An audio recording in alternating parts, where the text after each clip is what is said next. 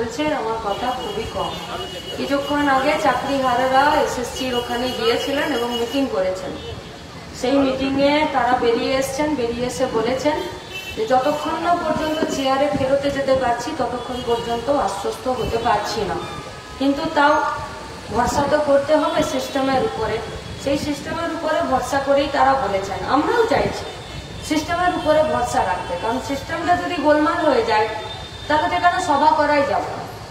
সিস্টেমটা যারা গোলমাল করে দিতে চাইছে, আমাদের দুটো লড়াই। এক হচ্ছে যারা গোলমাল করে দিতে চাইছে তাদেরকে এই সিস্টেমের বাইরে নিয়ে যাওয়া, আর এই সিস্টেমটাকে রাখা যতক্ষণ না পর্যন্ত আমরা আমাদের যা লক্ষ্য সমাজতন্ত্রে সেখানে যেতে পারছি।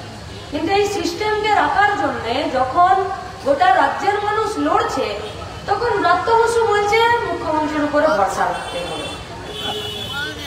মানে ও ঘুষের টেবিল খুলে নিল, সেই টেবিলে চেয়ারে বসে কে ঘুষের টাকা গুনবে সেইটা ঠিক করে নিল।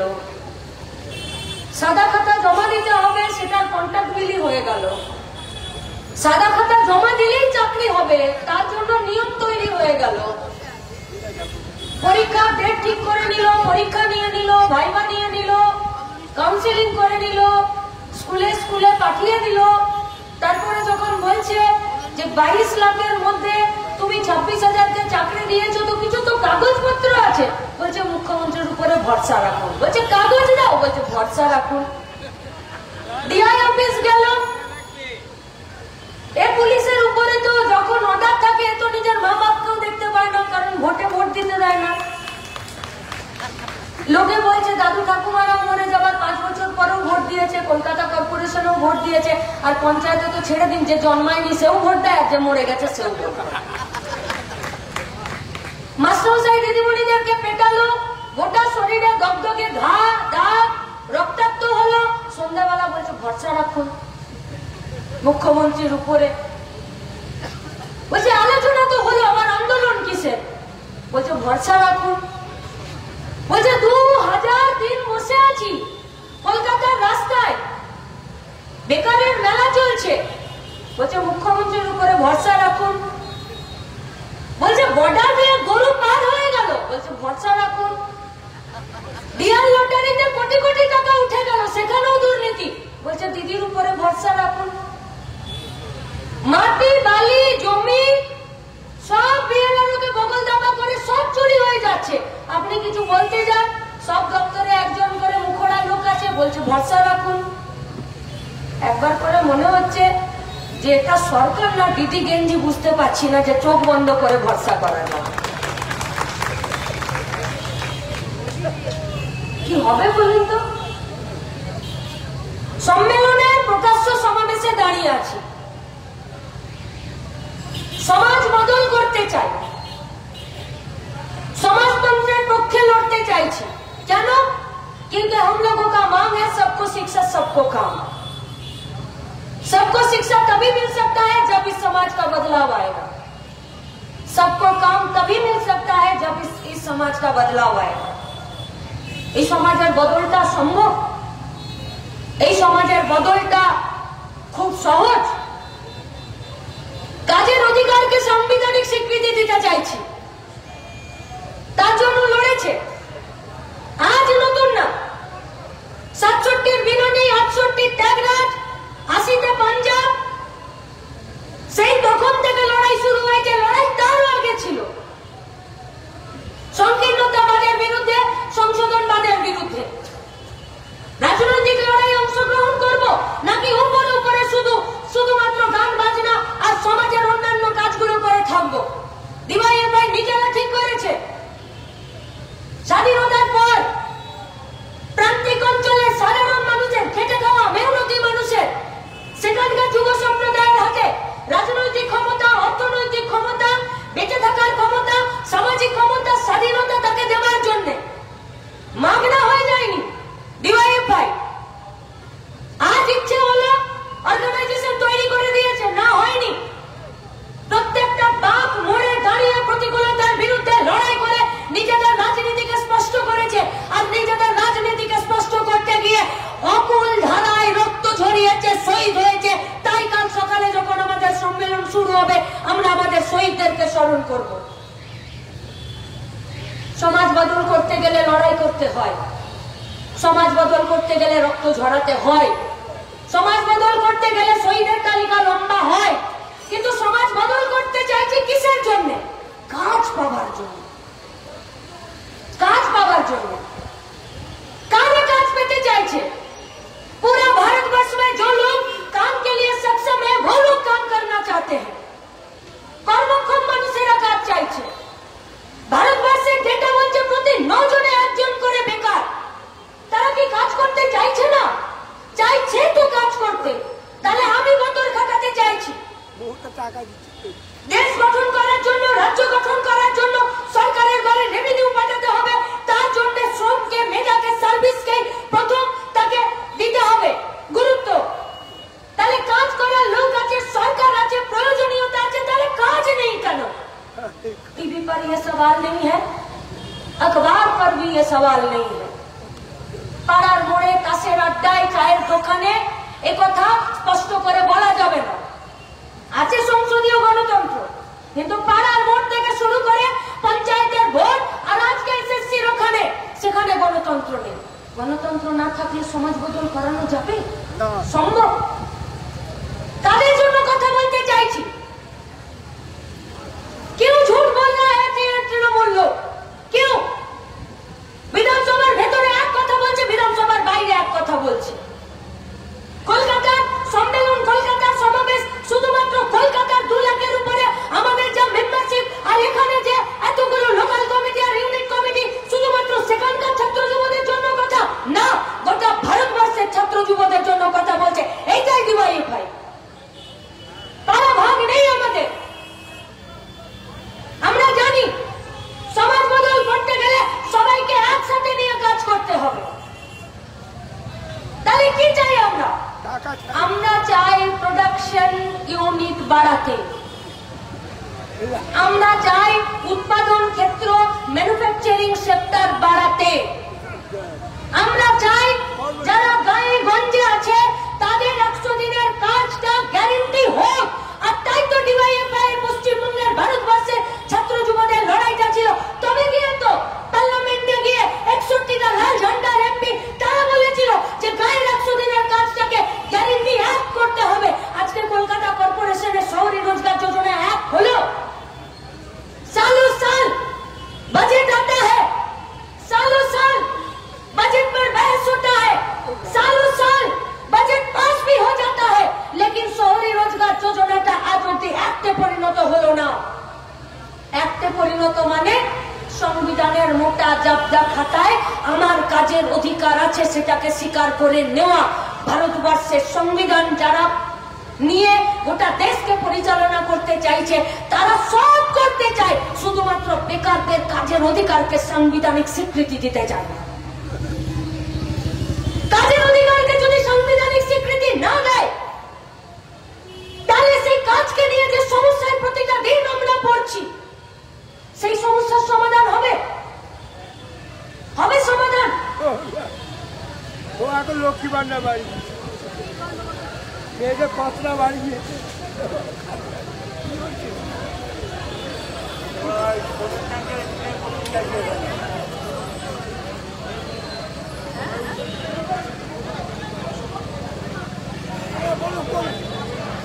এই ভারতবর্ষের, এই পশ্চিমবঙ্গে দুটো রাজনৈতিক আদর্শ নিয়ে চলা রাজনৈতিক দল তারা পরিচালনা করেছে। কেন বামপন্থীদেরকে সাপোর্ট করবে না ডিওয়াইএফআই? কেন কমিউনিস্ট পার্টিকে ডিওয়াইএফআই সাপোর্ট করবে না? 34টা বছর যখন পশ্চিমবঙ্গে বামপন্থী সরকার ছিল তখন তো এই পশ্চিমবঙ্গে একের পর এক ছোট মাঝারি কারখানা তৈরি হয়েছে। আর আজকে যখন বিধানসভাতে প্রশ্ন করা হচ্ছে তখন গোটা পশ্চিমবঙ্গে মাত্র 5 বছরে 16 সাল থেকে 21 সাল পর্যন্ত 21,521টা কারখানা বন্ধ হয়েছে। সেই কারখানায় কি হয়? সেই কারখানায় ইট তৈরি হয়, রং তৈরি হয়, গ্রিল তৈরি হয়। ছোট ছোট কারখানা, বড় কারখানা, মাঝারি কারখানা বন্ধ হয়ে গেল। কারখানা বন্ধ হয়ে যাওয়া, 100 দিনের কাজ না পাওয়া, যা রোজগার করছি সেই রোজগার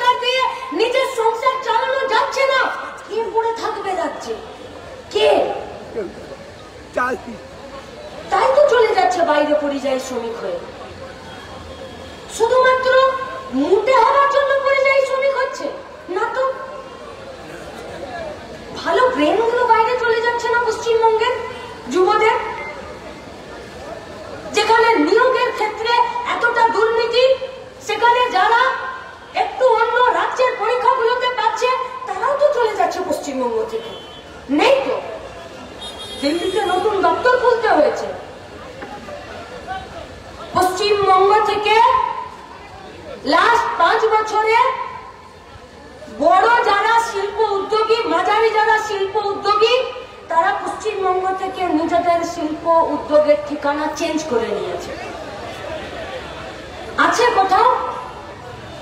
কেউ বলছে? কোন টিভি চ্যানেলে, কোন নিউজ পেপারে, কোন ডিবেটে কেন বলছে না? কেন কোন রাজনৈতিক দলের কথা বলবে না? তৃণমূল, বিজেপি বিধানসভার ভেতরে যারা দাঁড়িয়ে আছে তারা বলবে না? পরিযায়ী শ্রমিকের সংখ্যা কত? সংযুক্ত মোর্চার এমএলএ নওশাদ সিদ্দিকী প্রশ্ন করলো মলয় ঘটককে, শ্রমমন্ত্রীকে, বললো যে বলো দেখি কতজন পরিযায়ী শ্রমিক? বললো 21 লাখ। আমাদের কাছে ডেটা আছে শুধুমাত্র কেরালাতে আছে 21 লাখ, শুধুমাত্র কেরালাতে আছে 21 লাখ। বাকি রাজ্যগুলোতে ছেড়ে দিন। বেসরকারি সংস্থা তারা যা ডেটা দিচ্ছে সেই ডেটাতে বলছে যে না, প্রায় 1 কোটি পরিযায়ী শ্রমিক। আচ্ছা, এই যে এখানে সামনে আছে বন্ধন ব্যাংক, হোটেল, রেস্তোরাঁ, রাজমিস্ত্রি, এই আমাদের মঞ্চটা যে বেঁধে দিয়েছে, ওই সামনে ট্রাকের উপরে, বাসের বাকির উপরে যিনি বসে আছেন তারা শ্রমিক নয়? তাদের গায়ে গতরে ঘামের পয়সাতে সরকার চলছে না? তাদের টাকাতে সরকারের ঘরে রেভিনিউ জেনারেট হচ্ছে না? কত অসংগঠিত ক্ষেত্রের শ্রমিক, কত অসংগঠিত ক্ষেত্রে কন্ট্রাকচুয়াল ঠিকা শ্রমিক হবে, ঠিক আছে, মানা যায়। সংগঠিত ক্ষেত্রে मेरा घर जहां पर है, एक विधानसभा में 10 को कोलियारी है, ईस्टार्न कोलफील्ड का, बीसीसीएल का, गोटा एलाकाटाते इसको बस सेंटर, रेल, चित्तौड़गंज रेल इंजिन कारखाना, हिंदुस्तान केबल सेल कारखाना, एचसीएल, এতগুলো এসিএল এর কোলিয়ারি, এতগুলো বিসিসিএল এর কোলিয়ারি, পিআইজি, পিডব্লিউডি কি নেই আমাদের বিধানসভাতে?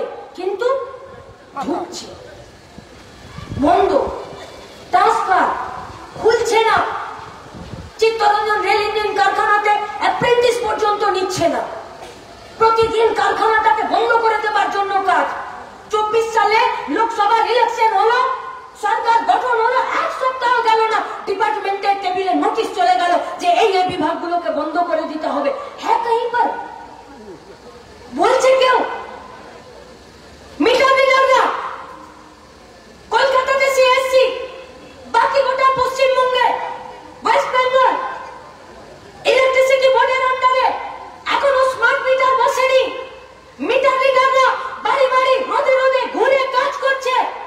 কত বেতন? কারা নিয়োগ করছে?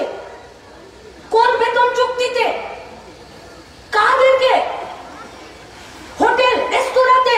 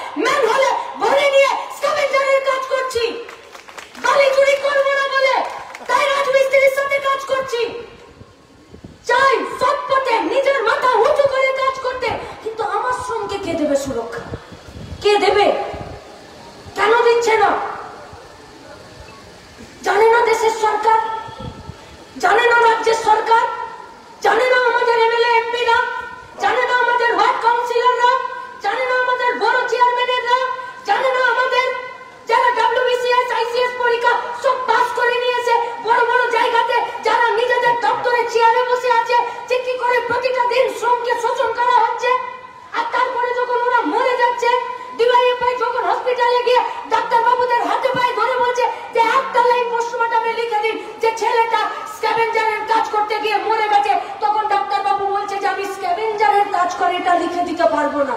তাহলে কি লিখতে পারবেন? বললে এটুকু বলে দিতে পারবো যে গ্যাসে, পচা গ্যাসে মরে গেছে। আচ্ছা তাই লিখুন, পুলিশ ইনকোয়েস্ট রিপোর্টে তো লিখবে রে বাবা যে আমি ডেড বডিটা কোথায় পেলাম। তাহলে লিখো যে ম্যান হলে পড়েছিল ডেড বডিটা, তোলো।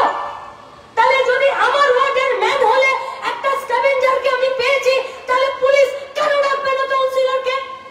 পুলিশ কেন ডাকবে না বড় চেয়ারম্যানকে?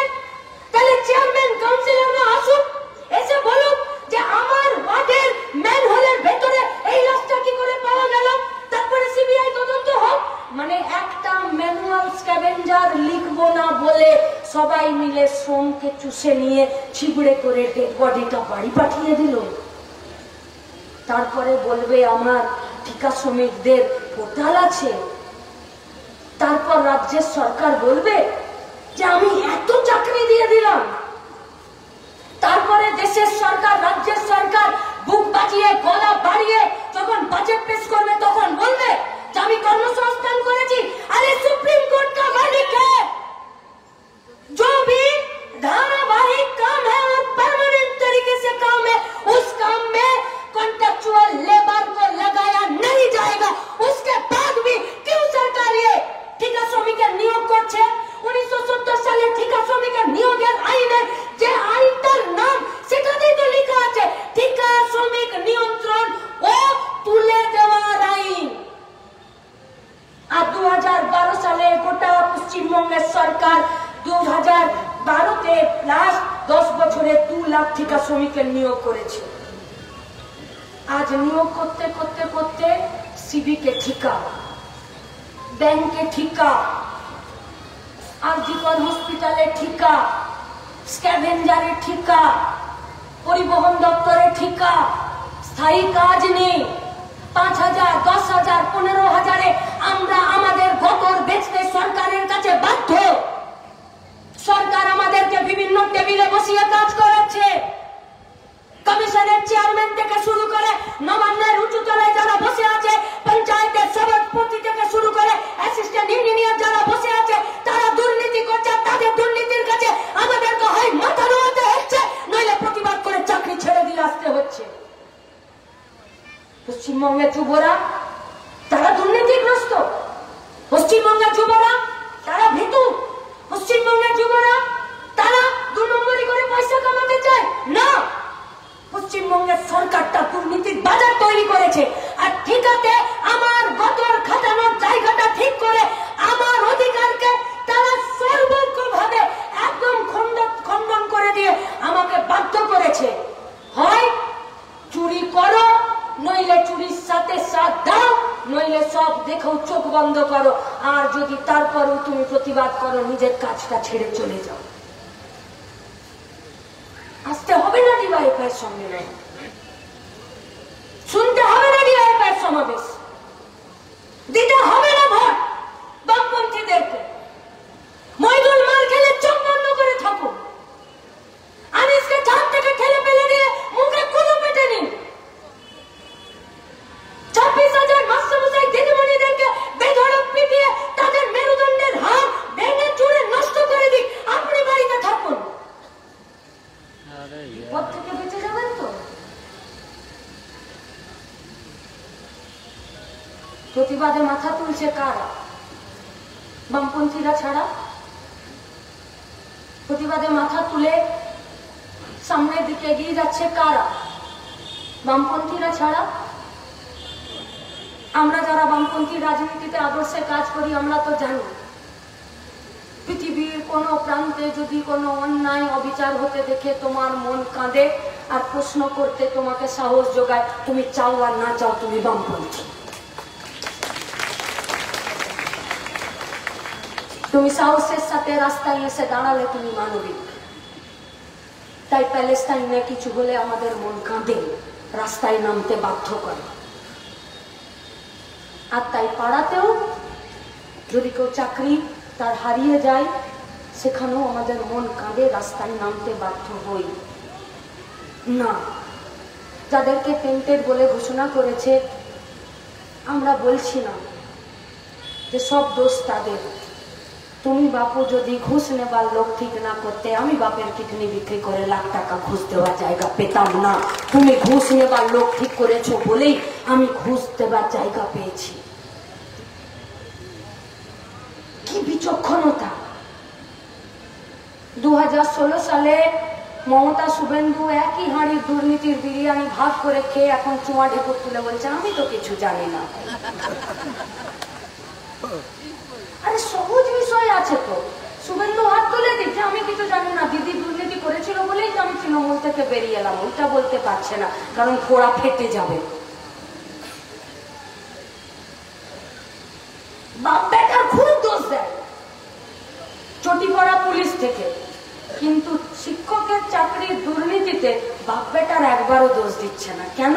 বললেই মুখ থেকে সব হড়হড় করে বেরিয়ে যাবে। जिसका खुद का घर शीशे का हो वो दूसरों का घर कभी भी पत्थर नहीं फेंकते हैं। তৃণমূল আর বিজেপি দুজনেই দুর্নীতির কাচের ঘরে বসবাস করছে, পারবে না লড়াই করতে, সম্ভব নয়। তাই স্থায়ী কাজ চাই, দুর্নীতি মুক্ত পশ্চিমবঙ্গ চাই। যতদিন না পর্যন্ত ওরা আমার কাজকে গ্যারান্টি দিতে পারছে না, আমার কাজের আজকে সুরক্ষা দিতে পারছে না, ভবিষ্যৎকে নিরাপত্তা দিতে পারছে না, পশ্চিমবঙ্গে দুর্নীতি বন্ধ হবে না। জ্যোতিপ্রিয় 5 কিলো করে চাল গাড়ি পাল্লাতে ওজন করে বিক্রি করেছিল, করেনি তো, কিন্তু চালের দুর্নীতি হয়েছিল। অনুব্রত মাথায় গামছা বেঁধে আর কোমরে লুঙ্গিটা টাইট করে বেঁধে নিয়ে ও টুর টুর করে কি গরু বাংলাদেশের বর্ডারে পার করে দিয়েছিল না? করেনি। দিদির ভাই অভিষেক ব্যানার্জি যার নামে কয়লা চুরির নাম আছে, সে কি নিজে কাটাতে গিয়ে ওভারলোডেড ট্রাক করে আর বিলি করে পার করে দিয়েছিল? না, করেনি। কারা করেছিল? পশ্চিমবঙ্গের যুবরা।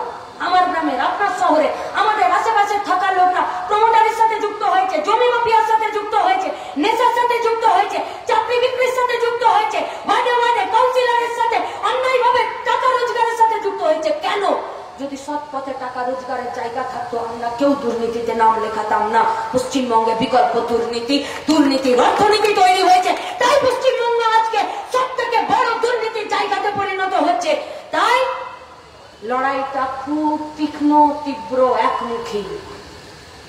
আক্রমণটা বহুমুখী হলেও তাই